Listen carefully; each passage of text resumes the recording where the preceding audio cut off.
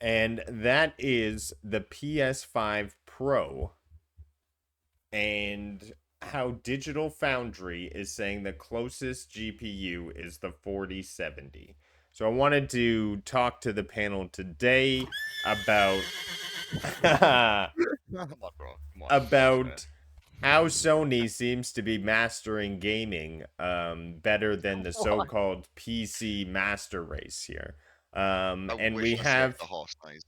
yeah, we have right here a pre-made console push to play gaming coming in at a price that achieves a performance on PC which is not able to meet that price. So people may say it's controversial pricing because it's $300 more. However, this is launching with AI upscaling as well as the ability to do 4060, 4K 60, and even higher on some other games. And now we're saying that the capabilities to match the PS5 Pro would cost significantly more, comparing it to the likes of Nvidia's GeForce RTX 4070. And this is coming from Digital Foundry article. And apparently, the Digital Foundry people are the people to listen to because they're uber smart. Um, Smarter than us lot, anyhow, yeah. yeah. So I wanted to get into how the panel thought because I know we have some people who are pro and we have some pro CPUs. So why don't we get into SPG and explain perhaps or launch into your thoughts on this comparison? So listen, I think the biggest thing you have to do first is frame the discussion because there's a whole bunch to the PS5 Pro. So framing the discussion is important. Now, saying that the PS5 Pro is going to beat out the 4090 or be as powerful as a 4070 alone GPU, that is inaccurate. That's inaccurate. They did mention the 4070, but they didn't mean it in raw horsepower. They meant it as in ray tracing and some other things. They didn't mean it as in raw horsepower. People have lost their minds with this system. The PlayStation ponies want to run around and say that this thing is going to be so powerful. Let me explain one thing to you. A bleeding edge APU is never going to outclass a bleeding edge GPU. It's never going to happen. It's not. Um, Now, like I said, framing the discussion is important because is $700 a lot for a console? Yes. Is $700 a lot for what you're getting? It's about it matches up. I mean, it's not that they're robbing anyone. You're going to get some PC textures. You're going to get a little higher resolution, and you're going to get some decent ray tracing. And on some titles, they're going to give you the 60 frames that everybody's been after. Um, so framing the discussion is important. All these, and the reason that this is so crazy is that the PC people are getting involved and are trying to convince PlayStation people to go to PC. But the reason why is because of the price. The price is so close that they just want you to get more value. And if you're a PlayStation gamer who doesn't like 30 frames, to get away from that, you're probably going to have to get away from PlayStation gaming. But framing the discussion. Are these people going to go build a PC? Hell no, they're not. They're not. Is it easy to just plug it in under the TV? Yeah, when you're talking about convenience, all these things, you have to frame the discussion. But is the PS5 Pro going to be as rasterization and all that as a 4070? It's not going to. It's not. Is it going to be better for the PlayStation people who are PlayStation fans who have bought into the ecosystem, have a whole bunch of games to play? Yeah, it's going to be great for them. Um, but you have to keep in mind that a whole lot of people are still on PS4 and didn't make the jump to PS5. And it'll be enticing to those people. But I believe the PS6 is right around the corner. So be careful what you spend all your money on. It also sucks buying it in other countries and stuff like that. But just frame the discussion because people are like going crazy with this, and there is value here. It's not outrageously priced. It is expensive, but everything's expensive. Go buy some gas. Go get some eggs. Like everything's expensive. So I don't know. That's where I'll leave it anyway. But just frame the discussion. Make sure you know what you're talking about because Yeah. there is value here. Well, thank you for that. Definitely some good comparisons there. You want to make sure that you're talking about, what your use case is and what your capabilities are and what you're willing to take on. So that's good to note. Does anyone here want to touch on the PS5 Pro and it challenging PC gaming? Um, Yeah, Oh, go ahead. Maker? I was just gonna Anything about say, Gem? PC, I would say is very different. Doragon was raising his hand. Oh, my bad. I can't see. Let That Baker raised go hand. first. Yeah, I think it's different things. PC also has to handle a bunch of different processes that consoles are more designed for gaming. Um, so like it really depends. Like you get more out of a PC, in my opinion. For me, I get more out of my PC than I do like my console. So I think it really does depend. You're going to get better performance for price on console always, but to me, I think the big issue is how good is that performance going to be increased. I know the guy from Digital Foundry also said that GTA 6 is still likely to run at 30 frames per second on the PlayStation 5 Pro. So I'm iffy on getting it because if it's just going to be a marginal upgrade for me, I don't see why I would pick it up. Don't be saying GTA is gonna be 30 frames per second. All right, I we that's don't that's we not my don't words. need That's the best. his. Those That's that's his, yeah, not but don't mine. you read those That's from words the out pros, and then they man. get talked about. I That's, don't that's like from hearing the it.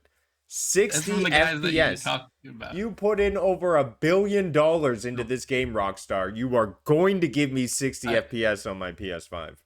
Yeah, because money also, equals quality, Root. That's exactly how the equation and formula always No, works. listen, Rudig. So listen, let me explain something to you, man. Okay, what they want to do? Listen, PlayStation gave it away. They said 70% of their player base wants performance. So what do you want? You want 60 frames, and you want some visuals to go along with it. But most people would be happy with keeping it exactly the way it is and make every game 60 frames. But what they're going to do is they're adding these ray tracing cores and they're going to crank all that stuff up. So you're still going to get 30 frames per second fidelity type mode enhanced for the PS5 Pro. That's what's going to happen. Because if you crank all that stuff up, now it can't keep that 60 frames. I'm telling you. Hear me now, believe me later. Yeah, who cares about ray tracing? Just give me well, performance. it's Gem. mostly a GPU. Oh, I wanted to also Yeah. briefly say before I end what I was saying. Another issue I have is that if you add like the disk drive, you're looking at close to $800. Which you look back to the PS4 era, the PS4 Pro was $400, so it's close to double the price Well, if you compare the two. you and Doragon can set up your little 5% part of the population in your physical purchases, and the other 95% of all gaming purchases will just, chill over there. You realize you're including Candy Crush in your argument here. That your whole argument is based on Candy Crush, Go not on Candy actual, Crush. AAA gaming. That is where most of that digital money is coming from, mobile microtransactions. There is a lot more when it comes to like AAA, AA gaming. There's a much different split. It's not that 95-5. That's only talking revenue. So you're talking microtransactions in every single game. When it comes to actually purchasing and running the games directly, it's a different conversation. Just have to put you in your place, you digital fool.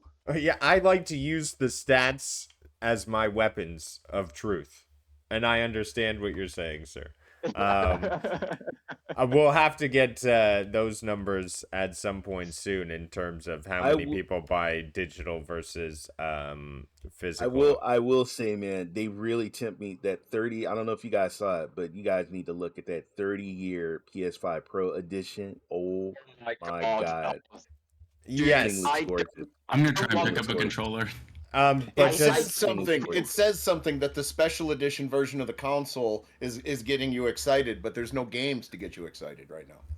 That's the thing, though. We were talking about this in the Super PlayStation Brothers Discord yesterday when the news dropped of it. And Phoenix, myself, Wibble, a couple of others, we were all just chatting away and like, well played, Sony. you had all of us being naysayers saying there's no way I'm spending £1,050 to get the full Pro experience on PlayStation 5. But then they go and drop a PlayStation 1 Grey version, and we're all like, here, take my money. Literally everybody. Well played, Yeah. PlayStation. Very well played. You absolutely bent us over, and you knew exactly what you were doing. Yeah. And they do have a play estate is going to be coming, and I can guarantee it. They're going to be talking about some games. There's some games coming. They got some remasters, It's an indie remakes, showcase. games. All right, It's Ray. coming. Ray, It's going to be coming. those are the two next show notes.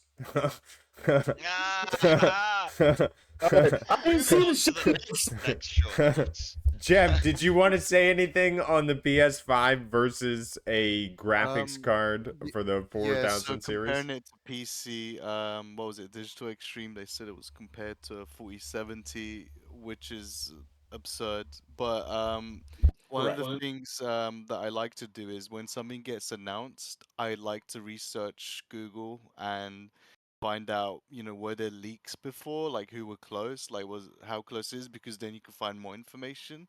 And when after the PS5 Pro was announced, I found, sorry, give me a sec. I found leaks from 3 different sources where back in March they've nailed the announcement. They got absolutely everything right. They knew the disk drive was gonna be separate. They knew like it was 40% better and blah blah blah. All this stuff exactly how the announcement went. And these leaks gave more detail about the raw horsepower of these machines. And knowing that the PS5 is around 10 teraflops, the leaks also said the PS5 Pro is around 17 teraflops. The 4070 is around 30 teraflops, so it's like double of what the PS5 Pro can actually do. But if you want a real life comparison to Nvidia graphic cards, the PS5 Pro is just above a 3060 Ti. And there's actually an AMD graphics card for desktop coming out in December, which has the same performance as a PS5 Pro, called the RX 8800 XT, which I found interesting. But yeah, So, that's can I ask you a It's a question, different Jim, and conversation. anyone else technical to clarify? Sorry. I was just gonna ask for that 4070 comparison then. Is that fair in any way, shape, or form? Like are they? So is that Yeah. because it's got the same amount of ray tracing as what a 4070 can? Explain how. I'm not saying explain how it's fair because it isn't fair. Like just The explain comparison, to me I how is believe, that fair? Because I is understand the raw power, but when it comes to performance, delivering a game that is 4K 60 like Ratchet and Clank, both units are able to provide that with ray tracing. It's I think it's a you can't do an apples performance-based for measurement. apples. Yeah, you Correct. can't do an apples for apples comparison.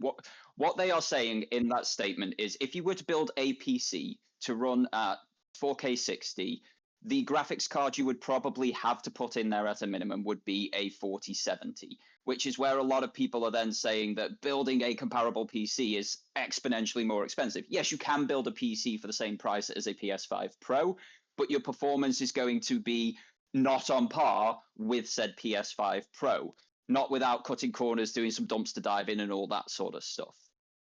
The big difference here is when you're looking at things, the PS5 Pro is a unified singular system, very much like the iPhone.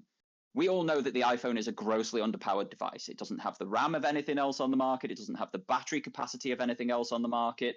It doesn't have the open ecosystem like anything else on the market. Yet everything else works perfectly on it. Every application that is on there works beautifully. If you want to take an Instagram reel on an iPhone directly through Instagram, it looks so much better than on any other phone on the market. And that's because it is that one platform, it's that one build, that one processor, that one GPU, APU, IEU, that all of these different things, because there's only the one build of them, it's much easier to make something work perfectly for it at the absolute cream that it can run. When you take an Android, for an example, there's that many different bits of hardware that you're never going to get a perfect experience. Your PC guys are your Android builders. Like everything is different. You've got people out there with, is it 1060s still, or maybe even before that SPG, and they're still trying to run games nowadays. But you've got people trying to run everything on a 4090 as well, and they've all got to be able to run the same thing. So let's be real clear. The PS5 Pro ain't going to run these games natively. It's not going to do it. No, it's checkerboarding. It's filling in missing information. The PSSR, like the PSSR is going to be vastly back to the PSSR. The PSSR is going to be very effective at making some blurry stuff in the background look better because it's going to have a higher base resolution and then upscale it from there with their version of DLSS and all that stuff. Now, how does Sony say they get 45% uplift with their GPU? Well, I'm not sure if they're adding in the ray tracing or if they're talking about the PSSR, because I've got a 4090, okay? So I game at 4K 60, because that's what my monitor is.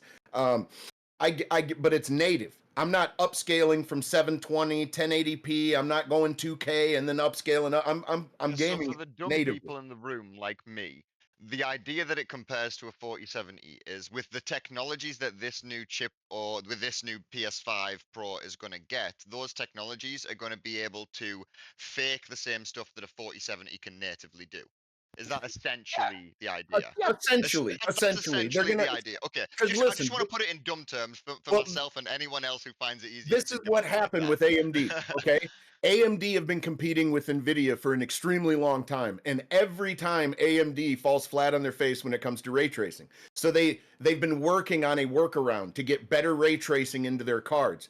Sony came to them saying, "Hey man, we want the PS Pro. What kind of APUs do you got? Blah blah blah." And they decided, "Hey man, we're gonna let you have first crack at this new thing we're doing with the ray tracing. You know how we add it to it." And then the PlayStation on their side come up with hardware to add to the box that gives them the PSSR capability, the DLSS. Basically, it's their version. It's all theirs. But So you another know, part of it is them using their own in-house technologies as well. But I hear you.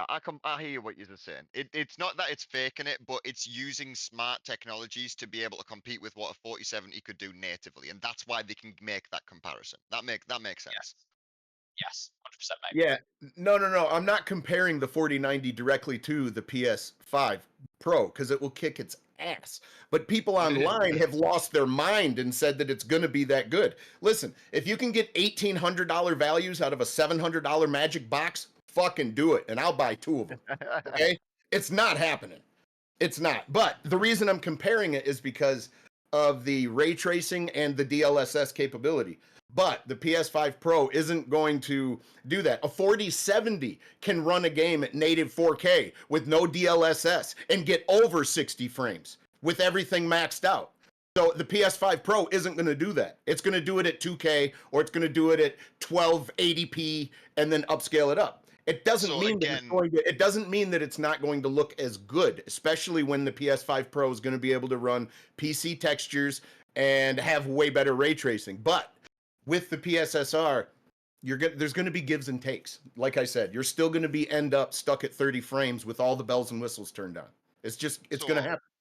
It's like a 4090 is like Captain America sprinting at full tilt. Well, And what I the mean by PS5 is like a jet that can keep up with it because of its technology. You Listen, know what I mean? No, it's more like if you can both make it to the finish line, then what does it matter? Well, One listen, can I don't do it know with a lot more power Yeah, in yeah. the reserve, and one has to Well, go I at don't full know. kilt. I don't know I think they how they balance their or like how they judge their power.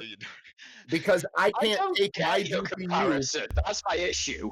All right. I All right, think let's get some yeah, voices and then we'll Here we end the go. subject here. So we'll go Maker and Dorgon and we'll close us out here. I think for me, I think a big issue is the diminishing returns we're starting to see with video games. Like when they were trying to show off, like this is why you want a PS5 Pro. A lot of the stuff they did a very poor job, and I think that's part of the issue. Is you know what's the reason to upgrade? And for a lot of people, that's not enough. Yeah, they needed to say GTA 6, 60 frames per second, only place to play it on PS5 Pro year one. And that would have been like, okay, makes sense. Doragon, close us out here. It's a grossly expensive console, terribly overpriced, but if I can get one of those 30th anniversary ones, I'm bloody well having one. Yeah. That being said, they did announce the 30th anniversary, which you guys. Hi, I'm Kristen Zatan. You wanted to say things, and I'm not going to let you. But she's going to talk about the 30th anniversary.